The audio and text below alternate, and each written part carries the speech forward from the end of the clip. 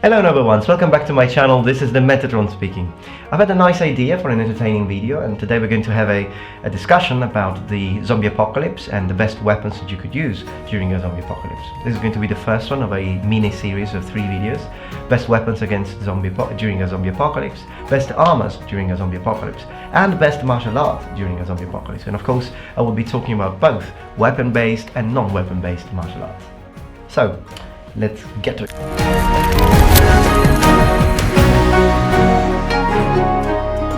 Now I'd like to spare a few seconds to let you know about an interesting idea that I have in mind, and apart from this mini series of 3 videos, I'm also going to work on some normal historical videos, and as a matter of fact perhaps my next video after this one, my next upload, will be just a standard historical video, and then we'll continue with this mini series, and perhaps I will also upload a linguistic video in the meantime or something like that.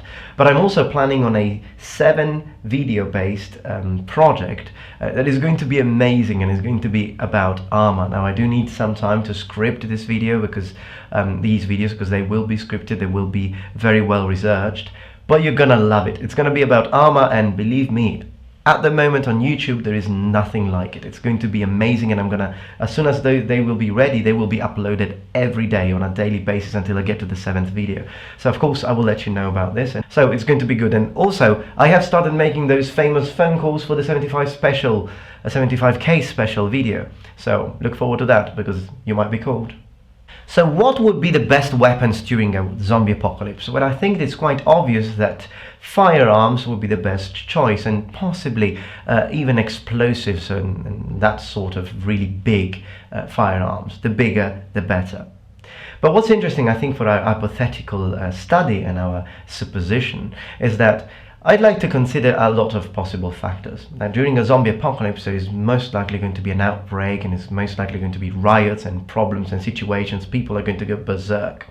So of course I understand that most of my viewers are indeed from America, and then I have viewers from Germany, viewers from Italy, and then other countries all over the world, really. Thank you for watching my content. But I understand that lots of people in America do have firearms in their homes. However, let's say that you have got a handgun, and let's also say that you have got a shotgun, okay? So, zombie apocalypse, you keep the shotgun for yourself, and you give the handgun to your son, and you start shooting the bastards. Now, let's say that you did have quite a lot of shells and quite a lot of clips for your handgun, but you eventually run out because there are just so many zombies around. Then what do? Of course, you run for the weapons store where you could get other projectiles, other bullets for your guns, and the problem is that you notice that lots of people have gone wild. They probably thought of that before you, and the weapon store is completely empty. So your firearms are completely useless, and you perhaps are non-military, so you don't have access to bazooka, rocket launchers, hand grenades and such, which will probably be the best way to completely destroy a zombie, okay? So what do you do in that case? What would the best weapons be to fight zombies? Now, before analysing these weapons and comparing pros and cons, advantages and disadvantages of each weapon, according to my own opinion, of course, let's talk a little bit about these hypothetical zombies. So, where are these zombies coming from? Well, whether they are the result of some sort of experiment, or whether they are mutations, or perhaps coming from radiations, whatever the reason is, often zombies are represented as creatures who are not particularly intelligent, they are not particularly fast, and in order to be stopped, you need to destroy their heads. Well, you need to hit them in the head. Now, let's simplify this to the fact that if wherever you hit them, it doesn't really matter, unless you actually damage and destroy the brain. So whatever weapon you're going to use, it needs to be a weapon that allows you to bypass the skull. So even going back to firearms, probably, although any firearm would work well, probably something bigger or something automatic would be better, because we know that even police officers and trained soldiers are taught to aim for the center of mass. You shouldn't, this is something that I've learned myself quite recently, you shouldn't really shoot the legs or shoot the arms or even shoot the head, you should shoot the body. But with a zombie the situation is different. Now the reason for that is that under a lot of pressure it's not easy to hit a moving target in those small areas, so you should shoot for the center of mass. It increases the chances of you incapacitating your opponent. But with a zombie that doesn't work, you gotta hit him in the head. So big weapons or perhaps automatic weapons and even rocket launchers would be the best thing, because they could either completely obliterate the target or could increase the chance of you hitting somewhere in the head. So I'd like to begin our analysis with bladed weapons, and I would like to begin from knives and daggers. Now, I don't think that these ones here would be effective against a zombie for quite a lot of reasons. First of all, they are small and it's not going to be easy to go through the skull. I mean, you can perhaps with a counter grip, but it's still not going to be easy. These are good against people, but perhaps not good against zombies. They are good because they can be concealed, but during a zombie apocalypse it's basically war, so you don't really need to conceal your weapon. And another thing is that yes, they are quick, but you have a range disadvantage. You need to fight really, really close. And that could be a problem if we consider that most of these zombies in our hypothetical ideas could be contagious. That is something that could happen. So daggers and knives probably are not the best way to defend yourself and keep your family and loved ones safe from the zombies. Moving on to short swords, and of course I got a gladius here because I'm obsessed with Roman history, but I think it's a good example of a short to medium length sword. Short swords, again, they would do better than knives in my opinion, but still they wouldn't be very practical against a zombie for the same reason. You need to fight at a very close range, and I don't think that would be a good idea to do in such a situation. You could still chop with this though, so the idea of, the argument of, well, stabbing doesn't really make much sense and gladius are only used for stabbing, no. Gladius are excellent weapons for chopping and cutting as well. The fact that Roman soldiers didn't use them for this is only because of tight formation. But if you were to fight, for example, if you saw the gladius being used by gladiators, and this is what gave the gladius its name, gladius were the swords of gladiators, they both chopped, sliced, cut and thrusted with these.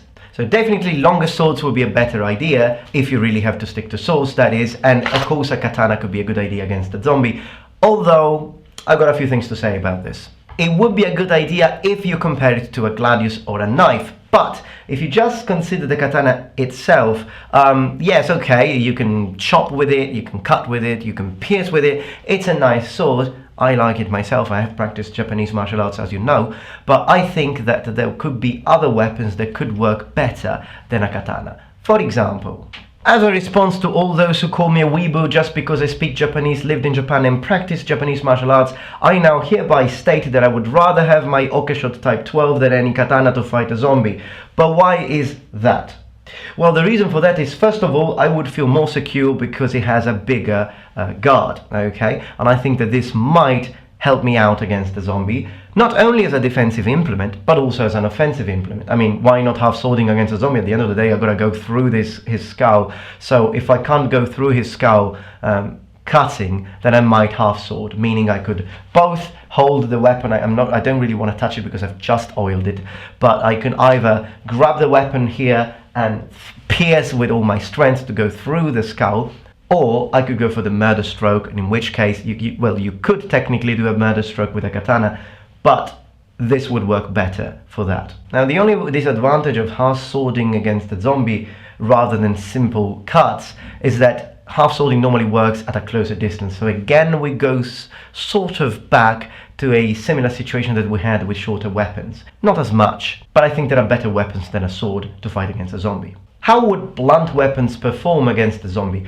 It really depends on the weapon. If we are talking about a one-handed mace, then we do have the problem of range disadvantage again. So in that case, I would rather use my Okeshot Type 12. But if you're talking about a warhammer, then absolutely, that would be nice. You can just smash the head of the zombie from a reasonable distance, and then it would probably work better than a sword. Again, it's a zombie, it's not a person, so you can't really cut everywhere as you would do with a sword. So you might as well get something that could smash his head completely in pieces, and a warhammer would definitely do so. A good in between could be an axe. An axe can have extra weight towards the end. It might help out with beheading. You do have to understand that Chopping the head of a human being is not as easy as you see in films, even for the sharpest of swords. You do need to get a good cut, good sword blade alignment, edge alignment. You need to get a good angle. There are a lot of things that could go wrong, and with a sword, if you don't do it properly, the sword might get stuck in the neck and you're close, and you either lose your weapon or you sort of continue trying to draw cuts and leave, but again you're close to the zombie, a bit too close for my taste. With an axe you might increase the possibility of chopping the head off, so I might go for that rather than a sword. But if I had a monster sword like this one here, this Nodachi, it's 180 by the way, then yes, I would definitely be very happy to use this one. Why? Because this beast could give me a reasonable distance from my opponent, and it has quite a lot of mass towards the end, so this is good for some proper chopping. The only disadvantage to this, really, is the fact that it's not particularly nimble. It's quite clumsy as a weapon, but not because of weight. This is under 2 kilos, okay? It's because of where the weight is, sword balancement. It will make me slower, but if I'm fighting against a zombie and he is slow himself and not particularly intelligent, then I think that this shouldn't be a big problem. I wouldn't really use it during dueling, if dueling with a human being, but with a zombie, it might work.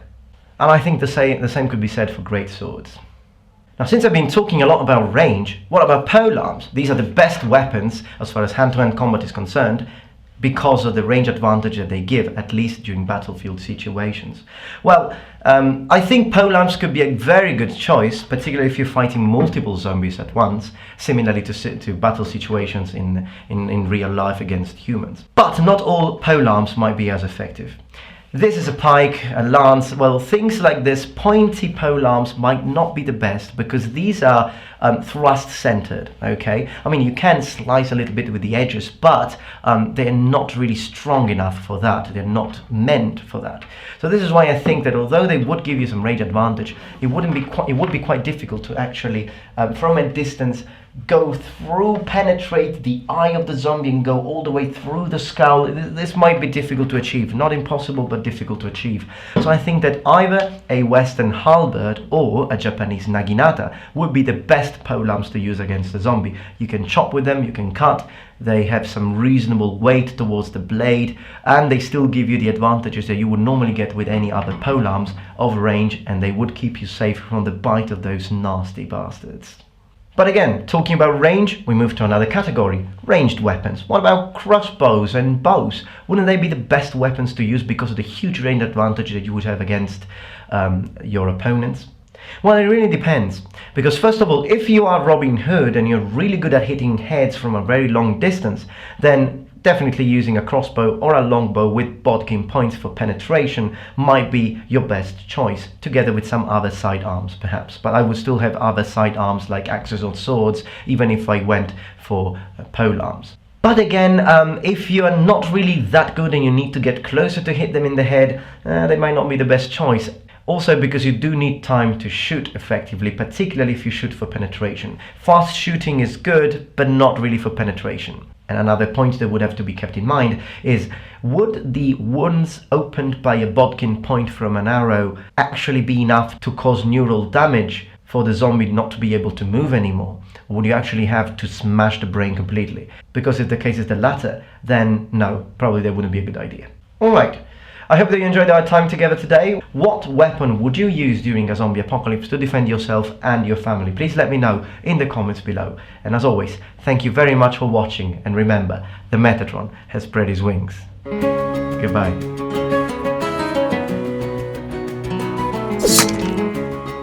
Ah.